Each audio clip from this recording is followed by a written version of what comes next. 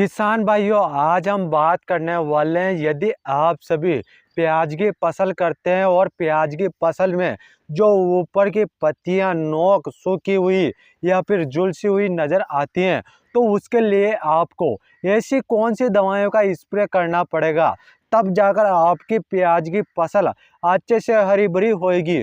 तो मैं आपको इसमें 100% सॉल्यूशन बताने वाला हूं कि आप प्याज की फसल को किस तरीके से हरी भरी कर सकते हैं, वह भी 8 दिन में अच्छे से हरी भरी कर सकते हैं।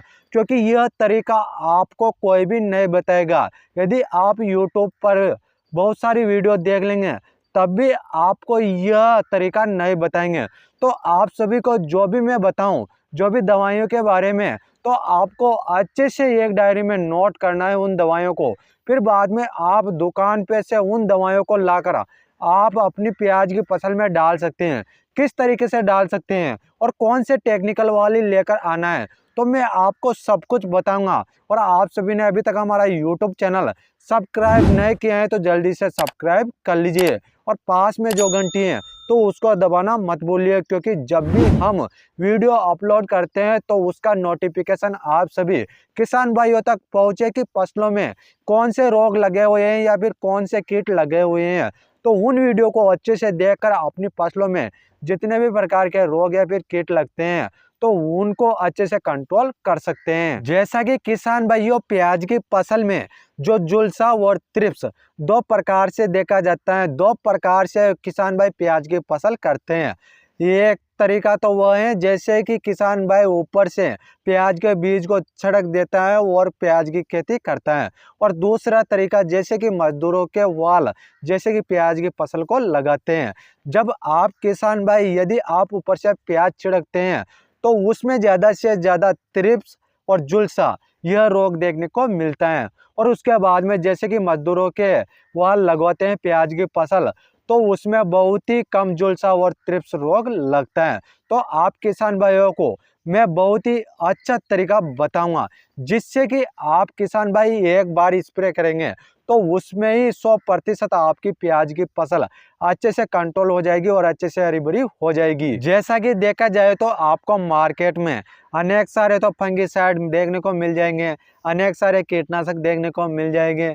यदि आप अच्छे से समझ लेंगे कि कौन से टेक्निकल वाली कौन सी दवा आती है, कौन सी दवा प्याज की फसल में स्प्रे किया जाता है, तो मैं आपको सब कुछ बताऊंगा। जैसा कि किसान भाइयों, आपकी प्याज की फसल 40 दिन की या फिर 30 दिन की हो जाती है और आपकी प्याज की फसल में जो ऊपर की पत्तियां नोके व सूखी हुई झुलसी हुई दिखाई दे, तो आप किसान भाइयों को सबसे पहला था जैसे कि उसमें जो पत्तियों में जैसे कि जहाँ से नई पत्ती निकलती है तो उसमें थ्रिप्स लगा हुआ है कहीं ना कहीं, जिससे कि जो पत्तियां ऊपर से जो सूखी हुई नजर आती हैं, जिससे कि वह थ्रिप्स उन पत्तियों को रस को चूस लेते हैं, जिससे कि पत्तियां सूखी हुई नजर आती हैं।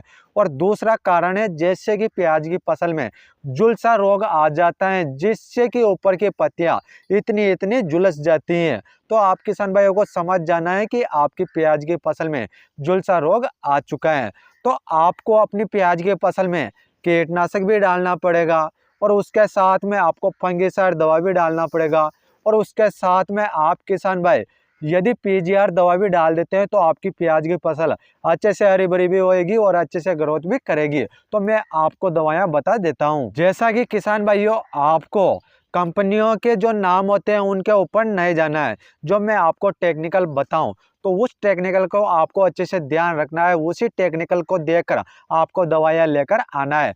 सबसे पहले बात करते हैं कीटनाशक की। जिस कीटनाशक में आप किसान भाइयों को फिप्रोनिल 40% और इमिडाक्लोप्रिड 40% WG फॉर्मुलेशन में जो टेक्निकल देखने को मिलता है, तो आपको इस कीटनाशक को लेकर आना है।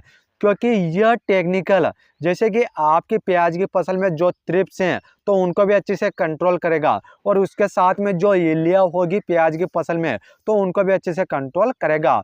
जैसे कि इस दवा के डोज की बात की जाए तो जो आपका 15 से 16 लीटर का टंकी आता है तो उसमें आपको 8 से 10 ग्राम ही इस दवा को डालना है, जिससे कि जो थ्रिप्स हैं वो यह अच्छे से कंट्रोल हो जाएंगे।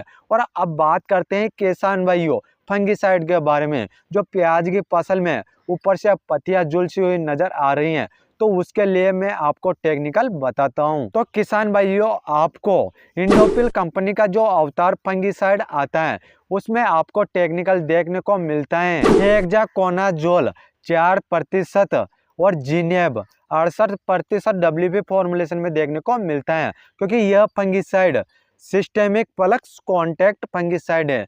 सिस्टेमिक का मतलब है किसान भाइयों, जैसे कि जो पत्तियां होती हैं प्याज की जो बाहरी सतह पर अच्छे से काम करती हैं, उसके अलावा जो कॉन्टैक्ट हैं तो वह जैसे कि अंदर के तरीके से काम करती हैं, जिससे कि अंदर और बाहर रोग रहेगा फसल में तो वह अच्छे से कंट्रोल हो जाएगा। तो उसके लिए तो आप इस फंगिसाइड को ले सकते हैं। और इसके डोज की बात की जाए तो जो आपका 15 से 16 लीटर का टंकी आता है तो उसमें आपको 30 ग्राम लेना है, जिससे कि प्याज की फसल में झुलसा रोग अच्छे से कंट्रोल हो जाएगा। अब बात करते हैं किसान भाइयों, आपको प्याज की फसल की अच्छे से ग्रोथ करवाना है, अच्छे से हरी भरी करवाना है, तो आप किसान भाइयों को जो सिजेंटा कंपनी की ईसाबियोन जो PGR दवा आती है तो आप किसान भाई उस दवा को ले सकते हैं।